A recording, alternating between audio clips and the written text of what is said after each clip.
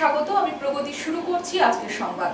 মহিলা নেত্রী কল্পনা শীল ও বিডিওকে গ্রেফতারের দাবিতে এবার রাস্তায় নেমে আন্দোলন করল বিজেপি। মঙ্গলবার তীব্র দাবদাহকে উপেক্ষা করে কেশারী বাসস্ট্যান্ডে অবস্থান বিক্ষোভ কর্মসূচি করে বিজেপি। আর সেই কর্মসূচিকে হাঁটাতে গিয়ে পুলিশের সঙ্গে বিতর্কে জড়িয়ে পড়েন অগ্নিমিত্রা পল। তার দাবি, পুলিশ যদি এদের গ্রেফতার না করে তাহলে তারা হাইকোর্টে মামলা করবেন।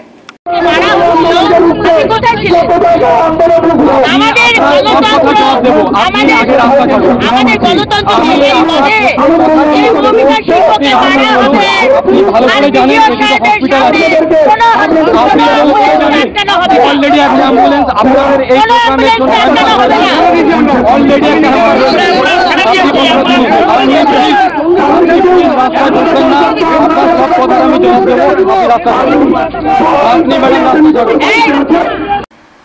মহিলা নেত্রী কল্পনা শীল ও বিডিওকে গ্রেফতারের দাবিতে এবার রাস্তায় নেমে আন্দোলন করল বিজেপি। মঙ্গলবার তীব্র দাবদাহকে উপেক্ষা করে কেশারী বাসস্ট্যান্ডে অবস্থান বিক্ষোভ কর্মসূচি করে বিজেপি। আর সেই কর্মসূচি থেকে হাঁটাতে গিয়ে পুলিশের সঙ্গে বিতর্কে জড়িয়ে পড়েন অগ্নিমিত্রা পল। তার দাবি, পুলিশ যদি এদের গ্রেফতার না করে তাহলে তারা হাইকোর্টে মামলা করবেন। উল্লেখ থাকে, পঞ্চায়েত সমিতিতে সভাতে ডেকে বিরোধী দলনেত্রী মৌমিতা সিংহকে মারধর ও শ্লীলতাহানি করেছে কল্পনা শীল সহ তার অনুগামীরা। আহত অবস্থায় বিজেপির দলনেত্রী বিডিও সাহায্য চাইলেও বিডিও তাকে সাহায্য করেনি। এরপরে আহত মৌমিতা সিংহকে প্রথমে মেদিনীপুর মেডিকেল কলেজ হাসপাতাল ও পরে স্পন্দন নার্সিংহোমে ভর্তি করা হয়। এরপরে আহত মৌমিতাকে দেখার জন্য বিরোধী দলনেতা শুভেন্দু অধিকারী থেকে শুরু করে অগ্নিমিত্রা পল নার্সিংহোমে যান। এরপরে তারা পুলিশের কাছে লিখিত অভিযোগ করে কল্পনা শীল সহ তৃণমূল কংগ্রেস কর্মী সহ বিডিওর নামে মামলা করেন। কিন্তু পুলিশ কল্পনা শীলকে গ্রেপ্তার না করায় মঙ্গলবার কেশিয়ারি চৌরাস্তার মোড়ে অবরোধ ও অবস্থান বিক্ষোভ করে বিজেপি। এরপরে কেশিয়ারি থানার বিশাল পুলিশ বাহিনী তাদেরকে তুলতে গেলে উত্তেজনা ছড়ায়। পুলিশকে লক্ষ্য করে অগ্নিমিত্রা পল বলেন, এতদিন কেন কল্পনা শীলকে গ্রেপ্তার করেনি? তৃণমূলের দালালি করছেন। বিরোধীরা হলে তো 4 বার গ্রেপ্তার করতেন। এই দিনের বিক্ষোভের ফলে বেশ কিছুক্ষণ যানজট তৈরি হয় কেশিয়ারি শহরে।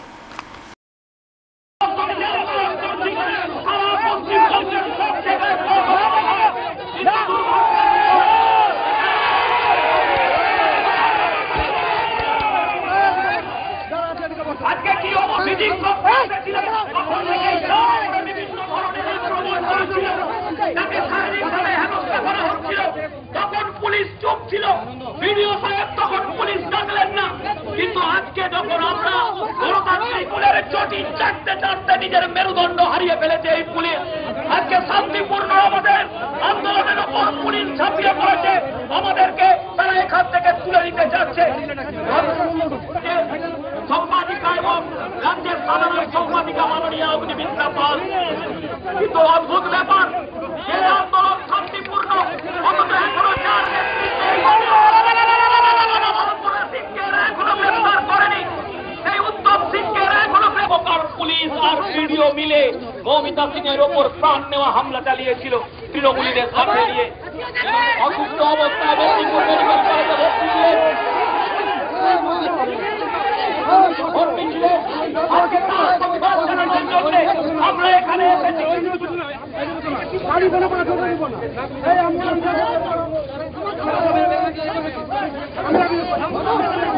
এই অন্যায়ের প্রতিবাদে আমাদের আমরা মেনে নিতে পারি না, পুলিশি অন্যায় আমরা এইভাবে মেনে নিতে পারি না।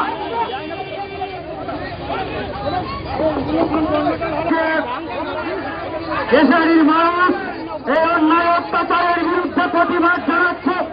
পুলিশের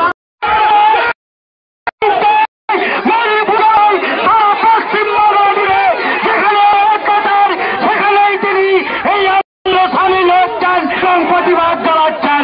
আজকে দুঃখের বিষয়, যারা আজকে দোষী ব্যক্তি একজনও গ্রেপ্তার হয়নি, কিন্তু আজকে ভারতীয় জনতা পার্টির আন্দোলনকে রোখার জন্য আজকে সক্রিয়ভাবে শক্তিকে কাজে লাগিয়ে এই আন্দোলনকে স্তব্ধ করার চেষ্টা করছে। কিন্তু যেন এখন পুলিশ প্রশাসন হাজারো চেষ্টা করে ভারতীয় জনতা পার্টির আন্দোলনকে রুখতে পারবেন না। আমাদের দাবি, দোষী ব্যক্তিদের অবিলম্বে গ্রেফতার করে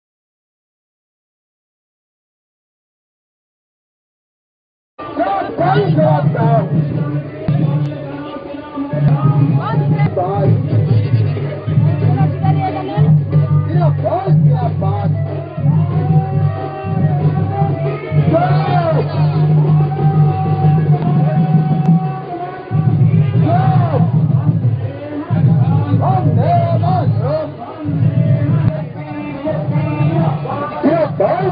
জিন্দাবাদ বন্দে মাতরম বন্দে মাতরম।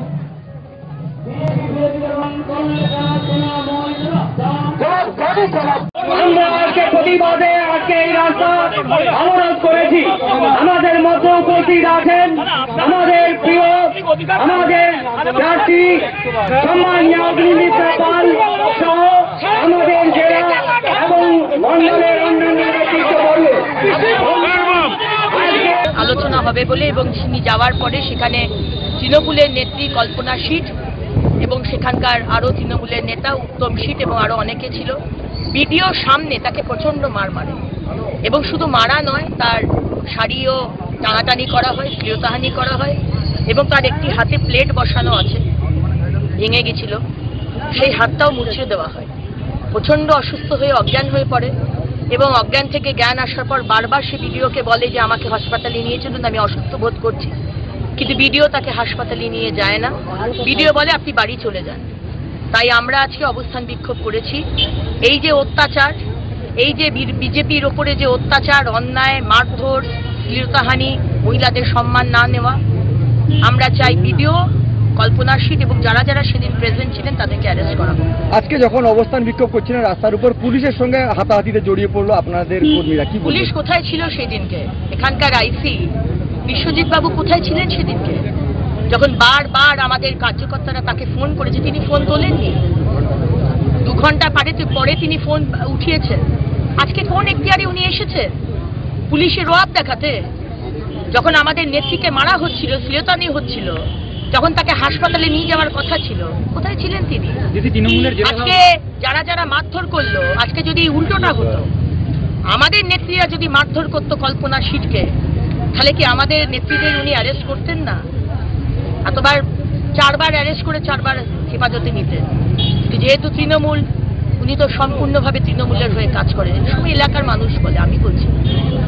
দোষীরা গ্রেপ্তার হওয়ার যদি না হয় তাহলে কি আপনারা আবার? আমরা আদালতে যাব।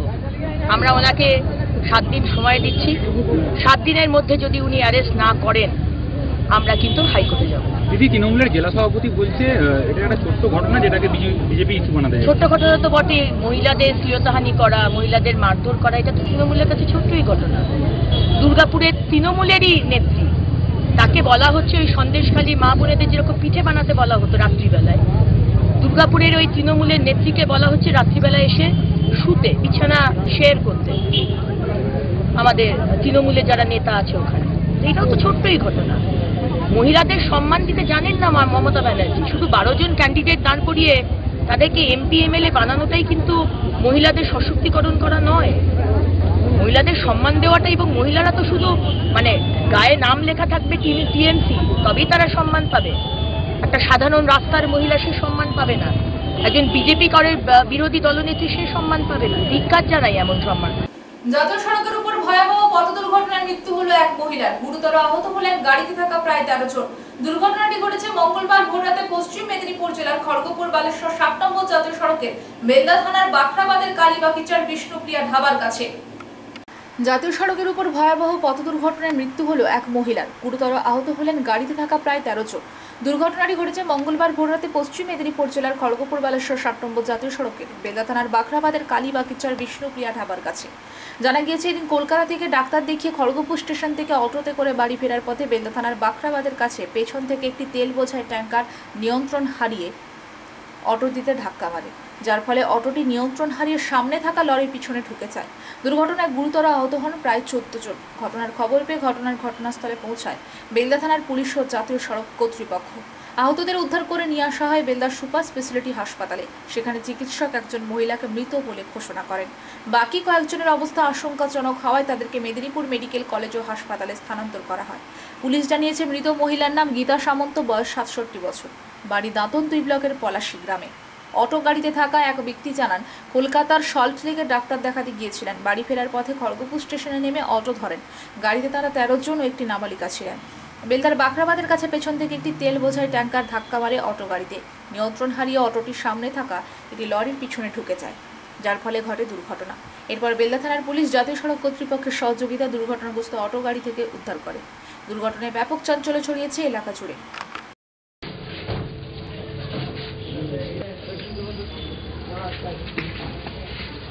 তারপরে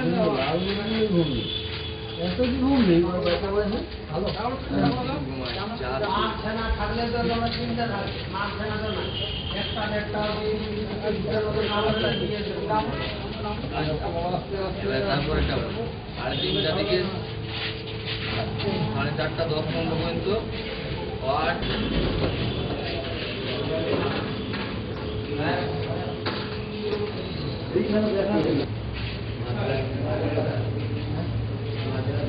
কোথা থেকে কোথায় যাচ্ছিলেন? বলতে আমার মা গেছিল কলকাতার সল্টলেকের হোমিওপ্যাথি হসপিটালে। তো গেছিলেন রবিবার দিন, ফিরছিলেন কালকে। আমাদের সঙ্গে লাস্ট কথা হয় রাত 10টার সময় যে আমরা এখনও খড়গপুরে নামিনি। তারপরে আমরা ভাবলাম যে ঠিক আছে, তো আমরা মাকে বললাম যে খড়গপুরে নেমে থেকে যাও, ভোর হলে আসি। তারপরে হঠাৎ রাত 2টোর সময় আমাদের কাছে একটা ফোন যায় যে তোমার মা খুব অসুস্থ, তোমরা একটু বেলদা হসপিটালে আসো। তো হসপিটালে যখন এসে দেখি মা মৃত। ঠিক আছে। কি নাম আপনার মায়ের? মা গীতা সামন্ত। বাড়ি? বাড়ি পলাশি। কি নাম আপনার? আমার নাম গণেশ সামন্ত। ফের বালিগাড়ির ধাক্কায় মৃত্যুর ঘটনা ঘটল। এবার বালিগাড়ির ধাক্কায় মারা গেলেন ঝাড়গ্রামের নয়গ্রাম ব্লকের চাঁদাবিলা এলাকার এক যুবক। মঙ্গলবার বিকেলে ঘটনাকে কেন্দ্র করে রণক্ষেত্রের চেহারা নিল চাঁদাবিলা এলাকায়। খড়িকামাথানি গোপীবল্লভপুর 9 নম্বর রাজ্য সড়কের উপর একের পর এক বালিগাড়ি আটকে বিক্ষোভ দেখালেন স্থানীয়রা। জানা গিয়েছে, এদিন বিকেল 3টে নাগাদ খড়িকামাথানি থেকে গোপীবল্লভপুরগামী একটি বালিগাড়ি চাঁদাবিলা এলাকার এক যুবককে পিষে মারে। ঘটনাস্থলে মৃত্যু হয় দীপক মাহাতো নামে বছর 30-এর এক যুবকের। ঘটনা ছড়িয়ে পড়তেই রণক্ষেত্রের চেহারা নেয় এলাকায়। গ্রামবাসীরা একের পর এক বালিগাড়ি আটকে বিক্ষোভ দেখাতে শুরু করেন 9 নম্বর রাজ্য সড়কের উপর। পরে প্রায় 3 ঘন্টা পর নয়াগ্রাম থানার আইসি সুদীপ ঘোষালের নেতৃত্বে বিশাল পুলিশ বাহিনী গিয়ে মৃতের পরিবারের সঙ্গে কথা বলে পরিস্থিতি নিয়ন্ত্রণে আনেন। উদ্ধার করা হয় মৃতদেহ।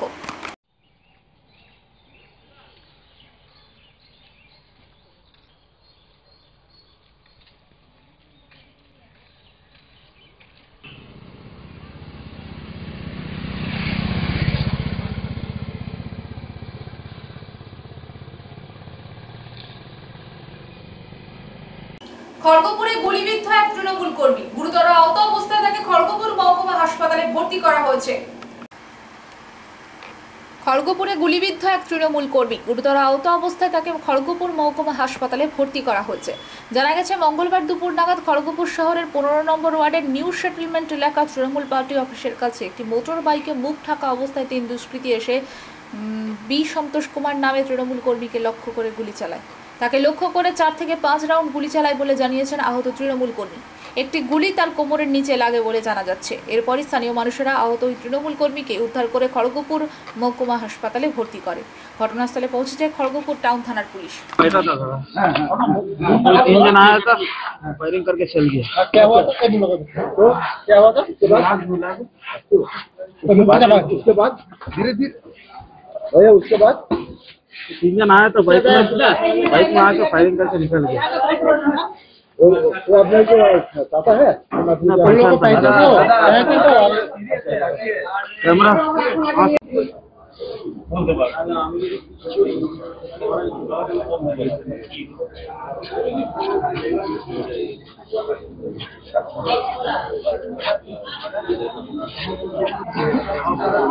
সে যারা বসে ঘুরে বসে যান তাহলে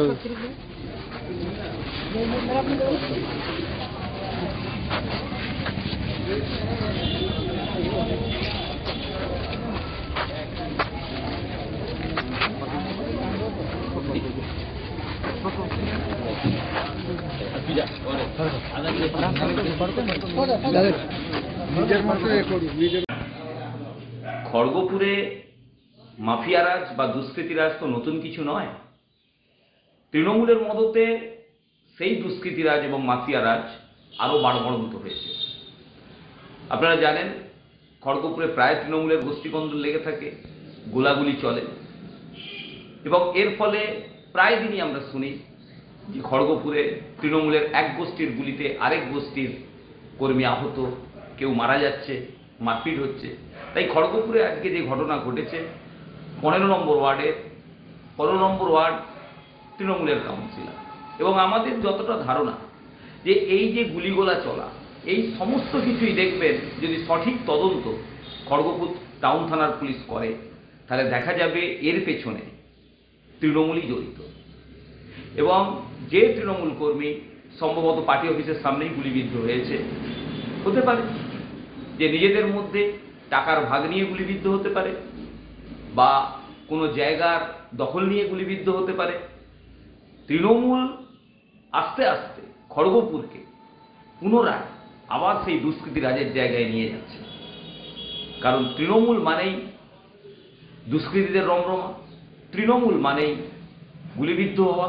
আর এই তৃণমূলের এই গোষ্ঠীকন্দল এবং তৃণমূল কর্মীদের ওই ব্যাপক তোলাবাজি, গুন্ডাগার্দি, এইসবের জন্য সাফার করতে হচ্ছে খড়গপুর শহরের মানুষকে। বিজয় মিছিল থেকে নরনারায়ণ সেবার আয়োজন করল খালিনা বুথ তৃণমূল কংগ্রেস। বিজয় মিছিল থেকে নরনারায়ণ সেবার আয়োজন করল খালিনা বুথ তৃণমূল কংগ্রেস। মেদিনীপুর লোকসভা কেন্দ্রে তৃণমূলের প্রার্থী জুন মালিয়া জয়লাভ করার পর মঙ্গলবার পশ্চিম মেদিনীপুর জেলার নারায়ণগড় ব্লকের বাখরাবাদ গ্রাম পঞ্চায়েতের খালিনাতে বিজয় মিছিল ও মহাপ্রভু বসিয়ে নরনারায়ণ সেবার আয়োজন করা হয়। এদিন খালিনা এলাকার প্রায় 1200 জন মানুষের দুপুরের আহারের ব্যবস্থা করা হয়। নারায়ণগড় ব্লক তৃণমূল কংগ্রেসের এসসি সেলের সভাপতি ও খালিনা বুথ তৃণমূল কংগ্রেসের সভাপতি সুশান্ত ধল বলেন, লোকসভা নির্বাচনে রাজ্যের পাশাপাশি সমগ্র মেদিনীপুর জুড়ে ভালো ফল করেছে তৃণমূল, তাই মহাপ্রভু বসিয়ে বিজয় মিছিলের সাথে নরনারায়ণ সেবারও আয়োজন করেছি আমরা।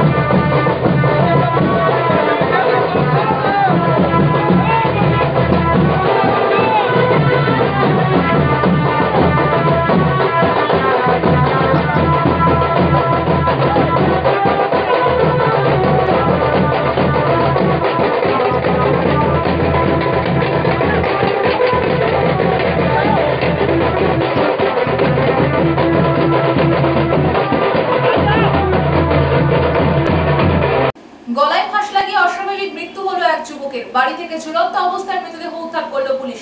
ঘটনাটি ঘটেছে পশ্চিম মেদিনীপুর জেলার বেলদা থানার আস্তার পুরুষোত্তমপুর এলাকায়। গলায় ফাঁস লাগিয়ে অস্বাভাবিক মৃত্যু হলো এক যুবকের। বাড়ি থেকে ঝুলন্ত অবস্থায় মৃতদেহ উদ্ধার করল পুলিশ। ঘটনাটি ঘটেছে পশ্চিম মেদিনীপুর জেলার বেলদা থানার আস্তার পুরুষোত্তমপুর এলাকায়। পুলিশ জানিয়েছে মৃত যুবকের নাম তনু হাঁসদা, বয়স 23 বছর। পরিবার ও পুলিশ সূত্রে জানা গিয়েছে সোমবার রাতে নিজের ঘরের ভেতর গলায় প্যাঁচ লাগিয়ে আত্মঘাতী হন ওই যুবক। মঙ্গলবার সকালে পুলিশ বাড়ি থেকে ঝুলন্ত অবস্থায় মৃতদেহ উদ্ধার করে। মৃত্যুর কারণ নিয়ে ধোঁয়াশায় পুলিশ ও পরিবার। মৃত্যুর সঠিক কারণ জানতে মৃতদেহ ময়নাতদন্তের জন্য খড়গপুর মহকুমা হাসপাতালে পাঠিয়েছে বেলদা থানার পুলিশ। যুবকের মৃত্যুতে শোকের ছায়া নেমে এসেছে পরিবারে।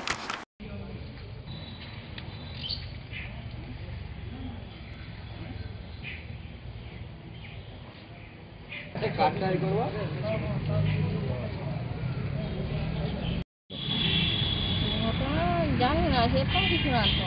মানে গতকাল রাত্রে বাড়িতে ছিল ঠিকঠাক, মানে একটু ভয় লাগছে এরকম বলছিল। তারপরে আজকে সকালে যখন উঠিয়ে দেখি এরকম হবে। কোথায় নিয়ে যাবো যেটা? একটা রুমের মধ্যে, মানে রুমে আছে শুতো না, একটা বারান্দায় আমি আর ওই কি নাম যে মারা গেছে? তনু হাঁসদা। বাড়ি পুরুষোত্তমপুর। কে এখন আপনি? দিদি। যৌথগৃহে অবস্থান করছে ঝাড়গ্রামের মল সহ ফ্ল্যাটগুলি। হঠাৎ কোনো অগ্নিসংযোগের ঘটনা ঘটলে বড়সড় বিপর্যয়ের সম্ভাবনা প্রবল। কারণ অগ্নি নির্বাপকের সমস্ত জিনিস মজুদ থাকলেও সবটাই লোক দেখানো, কোনো কাজই করে না। এরকমই একটি স্ত্রী অ্যাপার্টমেন্ট। যৌথগৃহে অবস্থান করছে ঝাড়গ্রামের মল সহ ফ্ল্যাটগুলি। হঠাৎ কোনো অগ্নিসংযোগের ঘটনা ঘটলে বড়সড় বিপর্যয়ের সম্ভাবনা প্রবল। কারণ অগ্নি নির্বাপকের সমস্ত জিনিস মজুদ থাকলেও সবটাই লোক দেখানো, কোনো কাজই করে না। এরকমই একটি স্ত্রী অ্যাপার্টমেন্ট। সাবকা গ্রুপ নামে কয়েকজন মিলে এই অ্যাপার্টমেন্ট তৈরি করেছে। এখানেই 2টি তলা নিয়ে একটি মলও আছে। কিন্তু অদ্ভুত ব্যাপার, এই মলের সমস্তটাই দাহ্য পদার্থ মজুদ থাকা সত্ত্বেও অগ্নি নির্বাপক ব্যবস্থার কোনো কিছুই নেই। মলে আগুন লাগলে এমার্জেন্সি এক্সিট তালা বন্ধ থাকায় সেখান থেকে কেউ বেরোতে পারবে না। ফায়ার সিলিন্ডার একটিও নেই বলে জানালেন manager. Smoke detector, sprinkler showpiece হিসেবে লাগানো, কোনোটা কাজ করে না। মলে আগুন ছড়ালে বেসমেন্ট বা ফ্ল্যাটের শরিতে যে জলের পাইপ লাগানো সেগুলোর কোনোটাই কাজ করে না। জলের সিস্টেমই বন্ধ। নিচতলায় আগুন লাগলে তার উপরে প্রায় 30 তলা ফ্ল্যাটের লোক আগুনে অবরুদ্ধ হয়ে পড়ার সম্ভাবনা। কলকাতার অ্যাক্রোপলিস মলে আগুন লাগার পর দমকলের তরফ থেকে মলগুলিতে সার্ভে শুরু হয়, আর তাতেই ধরা পড়ে করুণ ছবি। সাদিকা গ্রুপ এবং মলের ম্যানেজারদের দমকলের তরফ থেকে এই বিষয়ে জানতে চাইলে তারা কোনো বিষয় সঠিকভাবে জানাতে বা চালিয়ে দেখাতে পারলেন না। ঝাড়গ্রামের অপর আরেকটি ফিউচার গ্রুপের মল সহ 8 তলা ফ্ল্যাট আছে। এখানেও মলে সমস্ত প্রয়োজনীয় কাগজ তারা দেখাতে পারে না। মলের এমার্জেন্সি বেরোনোর রাস্তার তালা বন্ধ, স্মোক অ্যালার্ম কাজ করে না, স্প্রিংলার কাজ করে কিনা দেখাতে পারলেন না। অর্থাৎ এখানেও যদি অগ্নিসংযোগের ঘটনা ঘটে, প্রাথমিক অবস্থায় তা বোঝার কোনো উপায় নেই। দমকলের তরফে এই বেনিয়মগুলির কথা স্বীকার করে নেন কর্তব্যরত অফিসার। ঝাড়গ্রামবাসীর অভিযোগ, শুধুমাত্র কিছু টাকার জন্য ঝাড়গ্রামের জমি কারবারিরা যেন তেন উপায় জায়গাগুলি দখল করে সমস্ত গাছ কেটে নিয়ম বহির্ভূতভাবে এইসব ফ্ল্যাট মল তৈরি করছে। তাদের মূল উদ্দেশ্য টাকা রোজগার, নিরাপত্তা নিয়ে তাদের কোনো হেলদোল নেই।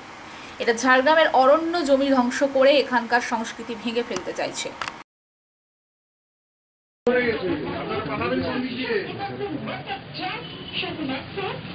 আপনি তো আমার সিকিউরিটি দিচ্ছেন, তাই না? ওই জায়গাটা আগুন লেগে গেছে, এই গেটটা। আপনারা পালাবেন কোন দিক দিয়ে? হ্যালো, আপনারা এখানে কতজন আছেন?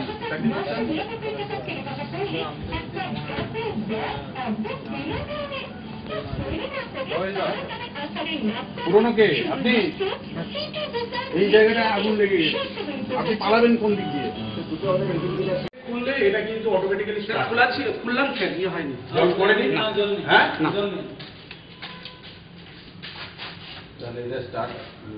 ইয়ে আছে দেখো মানব ম্যানুয়ালি করা মেন পাম্প এই যে চকি দেখো স্টার্ট করতে করবে। কোনো জায়গায় ঢাল যদি খোলা আছে তাহলে তো সব ইয়ে হবে, জল পুরো ভেসে যাবে। কোনটা খোলা আছে, কোন ঢাল খোলা আছে? সেটাতে কোনো অসুবিধা নেই। কাট করুন ঝকি।